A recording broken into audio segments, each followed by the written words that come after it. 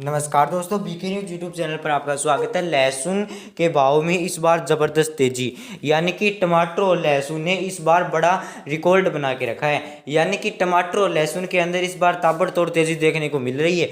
इस बार लहसुन की बात करें तो लहसुन करीब 450 रुपये प्रति किलो के हिसाब से इस साल उच्चतम को देखने को मिला है। और आने वाले दिनों में यानी कि 3 या 4 दिन पहले लहसुन 60,000 बिक चुका था, यानी कि 600 रुपये प्रति किलो के हिसाब से लहसुन बिक चुका था। और वहीं बात करें अब लहसुन के भाव, तो लहसुन के भाव औसत भाव लगभग 200 रुपये या 150 रुपये चल रहे हैं, जिससे लहसुन किसान पिछले साल के मुकाबले काफ़ी खुश नजर आ रहे हैं, क्योंकि पिछले साल लहसुन के भाव बहुत ज़्यादा कम थे।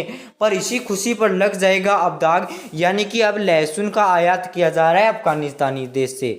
यानी कि अफगानिस्तान देश से लहसुन आयात किया जा रहा है, भारत में लहसुन मंगाया जा रहा है। भारत में लहसुन की कमी आने के कारण अफगानिस्तान से लहसुन मंगाया गया है, जिससे भारत के अंदर लहसुन की पूर्ति होगी। लहसुन की पूर्ति होने के कारण लहसुन के भाव धड़ाम से नीचे आ जाएंगे, और जिससे लहसुन किसानों को बड़ा झटका लग सकता है। एक बार फिर यह खबर फेक बनाई जा रही है, यानी कि सभी न्यूज़ चैनल बता रहे हैं कि अफगानिस्तान से अभी लहसुन आयात निर्यात चालू है। अभी तक अफगानिस्तान से ना ही भारत लहसुन मंगा रहा है, ना ही टमाटर मंगा रहा है, ना ही प्याज मंगा रहा है, बल्कि टमाटर और लहसुन निर्यात किया जा रहा है, जिससे लहसुन के भाव में तेजी बन सकती है।